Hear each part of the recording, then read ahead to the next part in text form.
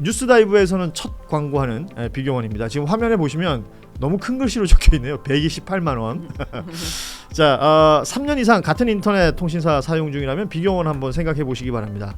뭐 대부분의 약정 서비스로 뭐 인터넷, TV, 정수기 렌탈 등등을 쓰실 텐데 약정이 다 된 상황에서도 유지하고 계시다면 갈아타면 이 비교원을 통해서 갈아타면 그만큼의 혜택이 있습니다. 인터넷 TV 신규 가입 시에는 48만 원, 휴대폰 구입 시에는 최대 50만 원, 정수기 렌탈 시에는 최대 30만 원, 이렇게 해서 도합 최대 128만 원까지 혜택이 가능합니다. 또 본인이 가입하고 지인 추천을 하시면 한 명당 4만 원씩 이마트 상품권을 주신다 그래요. 근데 2명 하면 8만 원, 3명 하면 12만 원 쭉쭉 올라가는 거죠. 보안 사고가 지금까지 한 건도 없었던 비교원이고요. 8억 원 보증보험 가입으로 믿을 수 있는 비교원입니다. 인터넷, TV, 또 휴대폰, 정수기 비교원에서 함께 하시면 좋겠습니다. 전화번호는 1670-2571 상담이 가능하고요. 고정 댓글 또 네이버에서 비교원 검색 후에 상담하시면 되겠습니다. 많이들 이용해 주시고, 자연스럽게 이제 양형에 대해서도 그러니까 가명 사유를 쭉 들잖아요. 네. 물리력 행사를 자제했다라는 부분, 대부분의 계획이 실패됐다는 부분, 아까도 얘기했지만 뭐 고령이다, 그리고 공직에 있었다, 범죄 이력이 없다. 이 모든 것이 저는 뭐 진짜 너무 눈 가리고 아웅 같은 거예요. 아니 그걸 그렇게 하면 안 되고요. 이 사람은 검찰총장까지 했던 법을 수호해야 될 사람이에요. 그냥 단순히 공무원이 아니에요. 이 사람은 오히려 이거는 가명이 아니라 가중사유죠. 가중사유 아닙니까? 당연히. 이진관 판사가 한덕수 재판에서 뭐라 그랬습니까? 국무총리란 자리가 당신이 이 내란을 막을 수 있는 유일한 자리였음에도 불구하고 그러지 못한 것에 대한 책임을 묻는 거 아니에요? 맞습니다. 아니 자기가 23년 동안 검사했다고 얼마나 잘난 척을 하면서 그 재판할 때도 증인한테 난리쳤던 거 기억 안 나세요? 검찰의 역할이 뭡니까? 사법 정의를 실천하는 거고요. 예. 대한민국의 모든 국민들이 법을 지키라고 하는 게 검찰의 역할이에요.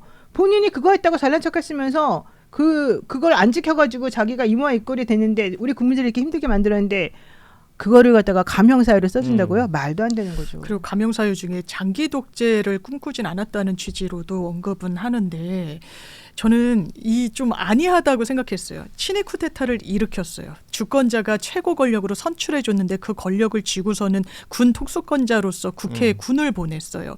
이런 부분을 우리가 전 국민이 목도했는데 그러면 만약에 계엄 이거 치밀하게 준비했다라고 보는 게 맞아요. 그렇게 허술하지 않았습니다. 결과적으로 실패한 거예요. 군경이 이렇게 나올 줄 윤석열 씨는 몰랐을 거예요.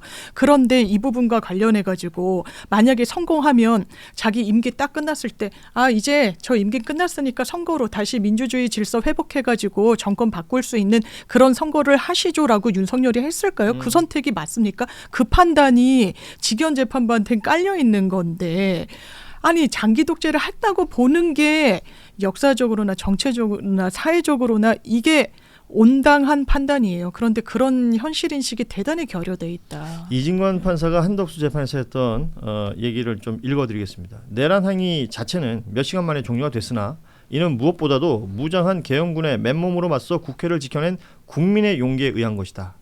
내란 가담자에 대한 형을 정함에 있어 피해 발생이 경미하였다거나 짧은 시간 동안 진행되었다는 사정을 깊이 고려할 수 없다. 여기에 이제 어제 판결 나오고 나서 우원식 의장도 내란이 실패하는 것이 감경사유가 된 점, 내란 실패 원인이 준비 제대로 되지 못해서가 아니라 국회와 국민이 힘을 합쳐 저항하고 막았기 때문인데 이 부분이 빠져있는 부분, 아쉬운 판결이다 라는 얘기를 했습니다.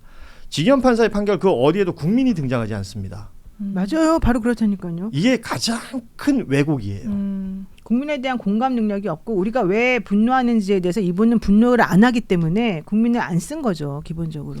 직연 판사가 내란 혹은 그 세상이 돌아가는 이치나 이런 것들을 어떻게 생각하고 있는가가 보이는 것 같아요. 근데 판사 이 직연 재판부는 3명이 합의를 한 말이에요. 그렇죠. 그럼 나머지 배석 판사들도 자신의 의견을 낼 수 있어요. 아무리 재판장이 주도적으로 한다 하더라도. 그러면 제가 궁금한 건 직연 부장의 개인 성향이 그렇다고 칩시다. 우리가 그 재판 진행하는 것만 보더라도 알 수 있잖아요. 그럼 나머지 배석 판사들도 정말 이렇게 똑같이 생각했다는 건가요? 그러니까요. 난 그게 너무 황당하던데. 저는 지금 이제 우리가 어찌됐건 직연 판사가 이 재판에 선고를 했기 때문에 제일 얘기를 많이 했습니다만 이건 단순히 지기현 판사 한 사람에 대한 얘기가 아니라 이 조희대 대법원장 이하의 그 조희대 코트에 대한 이야기를 네, 사법부에 대한 이야기입니다. 동시에 해야 된다고 봅니다. 오늘 한겨레 그 아침 햇발이라는 칼럼을 보면 내란 수계가 임명한 조희대 대법원장 사퇴가 정상이다라는 제목의 칼럼이 있습니다. 저 칼럼을 좀 읽어보시길 좀 권유드리는데요. 뭐냐면 이게 입법부 행정부 선출된 공직이잖아요. 네. 이 3부 중에 그렇죠. 사법부만 선출되지 않은 권력인데 그렇죠. 그렇다면 저 조희대라는 인물을 누가 임명했느냐? 윤석열이. 내란 우두머리가 임명한 겁니다. 그동안에 그러면, 1심 선고가 있기 전에는 판결이 안 나왔으니까 뭐 어쩌고 저쩌고 얘기할 수 있었을지 모르겠으나 그 사법부에서 나온 판단이 내란 수괴임을 인정한 것 아닙니까? 맞습니다. 내란 수괴임을 인정했는데 그가 임명한 대법원장이 있는 사법부가 계속 있는 것이 정상이냐? 일리는 지적이시네요. 여기에 대한 진짜로. 문제 제기를 하면서 네. 조희대 대법원장이 사퇴해야 된다라는 주장을 하는 거거든요. 자진 사퇴해야죠. 그게 맞는 선택, 역사적 맞는 사법부를 위해서라도 맞다고 생각합니다. 이게 결국은 사법부도 생각해 보세요. 만약에 계엄이 성공하고 내란이 성공했으면 저 사법부는 저 자리에 있을 수가 없잖아요. 다 군 법원으로 가는 거 아닙니까? 맞습니다. 군사법정에서 모든 것들이 처리가 될 텐데 거기에 부역하지 않는 판사들은 어떻게 살아가겠습니까? 근데 저 사람들은 부역할 걸 생각하고 있었던 사람들인 것처럼 행동을 하거든요. 야간에 실제로 이제 회의를 개최하고 그래서 그 12월 3일 밤에 저 대법원장과 대법관들이 모여서 뭘 했는지가 나와야 돼요. 나와야 됩니다. 예, 그건 밝혀져야 돼요. 이번에 그래서 2차 특검이 잘해야 된다는 거예요. 2차 특검이 그런 걸 다 밝혀내줘야 된다. 그리고 마치 12월 3일 비상계엄한 것이 마치 우연적인 것처럼 예. 얘기하고 윤석열은 내가 정말로 제대로 된 계엄을 하려고 그랬으면은 국회의원들 다 서울에 있는 국회의원들이 활동할 수 있는 평일에 했겠습니까? 뭐 이런 얘기를 하잖아요. 예. 내가 바보니까 이러면서. 근데 사실은 다른 해석이 있어요. 그 사람이 왜 12월 3일 날 했느냐? 12월 4일 날이 바로 감사원장하고 이창수 중앙지검장 등에 대한 탄핵 표결이 예정돼 있었다는 거고요. 본인이 실제 그 체포하려고 했었던 사람들이 다 서울에 자리 잡고 있었을 바로 그 타임이었다는 거예요. 그러니까 자기가 정말로 우연히 술 먹고서 주치 계엄을 선포한 게 아니라는 거예요. 오히려 이분은 되게 치밀하게 자기가 잘 될 거라고 생각을 하고 그랬을 거예요. 예. 오히려 정말로 자기 딴에는 치밀하게 계획을 세워가지고 그런 행동을 했었던 거예요. 근데 그거를 우리 지기현 부장님은 너무 윤석열을 사랑하는 나머지 윤석열 말을 다 고지고대로 믿어주고 있는 거예요. 그게 말이 되냐고요. 그래서 노상원 수첩 얘기를 안 할 수가 없는데 네. 지금 말씀하신 대로라면 노상원 수첩에 등장했던 사람을 일거에 처리할 수 있는 날이라고 생각했을 수도 있는 거죠. 바로 그거예요. 모여 있을 테니까. 그렇게 따지자면 이 노상원 수첩이 가지는 함의와 증거 능력이라는 것은 굉장히 진지하고 집중해서 봐야 될 것인데 맞습니다. 지기현 판사는 이걸 조작하다. 그리고 뭐 보관된 장소나 보관된 방법이나 이런 것들 때문에 증거로서의 신빙성이 낮다라고 판단해버리면서 아예 배척해버립니다. 앞뒤가 안 아까 왜 18년이지? 짚어주신 대로 이거 죄가 안 되고 가볍고 이거는 신빙성 믿기도 어려운데 너는 18년 이러니까 그 간극이 커 보이고 더 다툴 수 있는 여지를 피고인들한테 준 부분이 있고요. 노상원 수첩도 현실화되지 않은 부분이 이 수첩의 내용을 믿을 수 없게 한다라고 판단 내렸습니다만 현실화된 부분도 있잖아요. 예. 그런데 이게 현실화되기 상당히 곤란한 내용들이잖아요. NLL과 관련해가지고 북을 도발해가지고 어떤 전시사변에 준하는 국가 비상 상황을 이제 초래하도록 하는 이런 이제 메모가 있는데 실제로 한동안 안 하던 포사격 훈련 같은 걸 윤석열 정부 들어서 했어요. 이거는 북한을 도발하기 위한 그 이상도 이하도 아닌 측면이 분명히 있거든요. 인접 지역에서 이런 걸 한다는 게 노상원 수첩의 현실화된 부분에 대한 지기현 재판부의 입장을 묻습니다. 그리고 12월 1일 날부터 스탠바이 했었어요. 예. 윤석열이 스탠바이 하라고 얘기를 했었어요. 12월 1일 날 윤석열이가 김영현하고 곽종근하고 노상원, 여인영 등등에게 대기 명령 그런 지시를 내렸다는 게 확인이 다 됐거든요. 예. 그런데 뭐가 우발적으로 갑자기 이 사람이 너무 화가 나갖고 너무 참을 수 없을 정도로 분노해가지고 이런 결정을 내린 거다. 왜 이렇게 판단하는 거예요, 도대체가? 사실 내란 특검에서 이 노상원 수첩을 그 수사 말미에 공소장에 넣잖아요. 네. 그 예를 들면 그러니까 외환죄 관련해서도 증명해야 될 부분들이 이 수첩 안에 등장을 하는 것이고 2차 종합특검에서 관련된 얘기 수사를 더 꼼꼼히 해야 될 것이다. 왜냐하면 그러니까 윤석열의 일반 이적죄 지금 기소된 내용들도 수첩 관련해서도 확인해야 될 것들이 굉장히 많은 거거든요. 그러니까 장기 독재를 꿈꿨다라든지 아니면 어떤 내란을 일으킨 동기가 되는 부분들이 설명되는 것이 수첩 안에 제법 보이는데, 그리고 정치인 체포라든지 뭐 수거 명단 등등등에 대한 이야기, 그리고 노상원이 인정했던 부분도 있잖아요. 성관이 직원들 뭐 복면 씌우고 어떻게 하겠다, 뭐 장비는 뭘 사고, 뭐 이런 내용들이 다 확인이 되는 내용들인데 이걸 그냥 깡그리 무시해 버렸단 말이에요. 게다가 이걸 다 무시하게 되면은요, 윤석열이 또 그렇게 갑작스럽게 계엄을 선포하고 민주당 때 열받아서 했다고 말을 하게 되면은 드론 왜 날렸어요 그러면? 그러니까요. 북한에 왜 도발하려고 그 1년 내내 그 준비를 했던 거예요. 도대체가 말이 안 맞아요. 게다가 신원식 전 국방부 장관 왜 경질됐어요? 자기가 하는 말을 하도 어이가 없이 이 사람이 안 받아들이니까 해서 경질까지 시키면서 빌드업을 시켰잖아요. 게다가 계엄 선포한다고 민주당에서 그 전부터 계속 얘기해 줬잖아요. 우리가 받은 첩보에 의하면 이렇다더라. 그러니까 아니라고 거짓말 계속해서 해왔었잖아요. 근데 어떻게 이게 1년 전부터 한 게 아니다 이러면서 노상원 쌤은 전부 다 믿을 수 없다 이렇게 넘어가냐고요. 그러니까 이 노상원과 연결돼 있는 사람 중에 한 명이 이번에 무죄 선고를 받은 김용군이라는 그렇더라고요. 인물이 있습니다. 네. 그러니까 헌병대장이에요. 네. 그래서 이 사람을 통해서 실제 그 병사, 그러니까 관련된 군 인사들을 만들어내고 선발을 했던 내용들이 있고, 그리고 이 사람은 소위 말하는 그 롯데리아 회동에도 함께했던 사람입니다. 네. 그런데 이 사람에게 무죄를 줘요.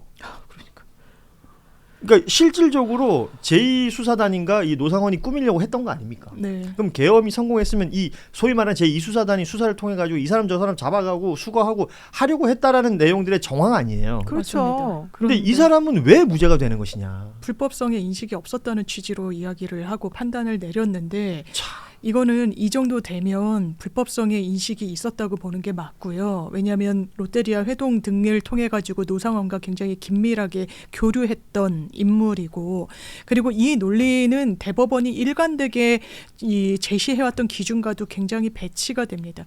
불법 명령과 관련해서는 그 부분에 대해서 정확하게 불복종하라는 게, 거기에 대해서 복종하면 당신도 처벌하겠다는 게, 공무원은 대한민국 공무원은 최소한 그 정도의 수준과 능력과 인식은 가져야 된다는 게 대법원의 태도예요. 그런데 그걸 어떻게 보면 무죄 방면해주는 사유로 삼았다는 건 이건 납득되지 않습니다. 여기에 이제 경찰 수뇌부 조지호, 김봉식 두 사람은 12년, 10년 선고를 받았습니다. 그리고 윤승영이라는 이 경찰 기획사관 국수본, 그러니까 국수본의 수사기획조정관인가요? 뭐 이렇게 직책이 높은 사람입니다. 맞습니다. 그런데 이 사람도 무죄가 나왔는데 이유는 그러니까 윗사람으로부터 명령받았다는 것이고, 이 사람도 위법성 여부를 판단하지 못했다라는 거예요. 예전에 왜 한덕수 관련해서 얘기할 때도 그랬고 위법성 얘기를 많이 했었지 않습니까? 예, 그리고 그렇고. 박성재는 대표적으로 그게 없다고 영장도 기각됐단 말이에요. 두 번이나. 근데 윤승영도 무죄가 되어버리면 이게 어디로 영향을 미치냐면, 그 헌법전용 TF에서 공무원들 상대로, 특히 군경 상대로 징계 요구가 굉장히 많이 지금 진행이 됐는데, 그러면 이걸 의결할 때 이 사람들이 위법성 여부가 있었느냐, 네. 위에서 시켰으니 했던 것 아니냐 라는 취지로 빠져나갈 수 있는 구멍이 다 생겨버리는 완전히 거 아니에요? 이미 국민의힘이 그 얘기를 하고 의도를 있습니다. 하고 있어요. 예. 이것 봐라, 지금 대한민국 사법부가 헌법질서 수호 TF 하지 말라고 지금 메시지를 준 거야라고 얘기를 하고 있어요. 대한민국의 수준이요, 계엄 이 내란을 정당한 계엄이었고 어쩔 수 없다라고 외신에 보도자료 내고 이런 부분도 이거 몰랐을 수 있지, 공무원인데 위에서 하라고 하면 하는 거지, 그냥 넘어가야 되는 거지 뭘 처벌까지 해라고 하는 수준으로 떨어지면요, 앞이 깜깜한 겁니다. 미래로 단 한 발자국도 나아갈 수 없어요. 대한민국의 수준을 스스로 이렇게 좀먹지 않기를 바랍니다. 아니 그리고 재판부가 정말 화나게 만드는 것 중에 하나는 체포명단이잖아요. 예. 그걸 인정을 안 했어요. 맞아요. 진짜 황당무계한 게 곽종근 전 사령관이 술을 상당히 많이 마신 것으로 보인다. 왜냐하면 곽종근이 그렇게 말했었잖아요. 예. 근데 네가 보니까 그날 너 술 엄청나게 많이 마셨던 것으로 보인다. 게다가 이진우는 한동훈 이름을 말한 것을 들은 적은 있으나 그거는 2024년 11월이었던 것으로 알고 있다. 이렇게 대답을 하지 않았느냐.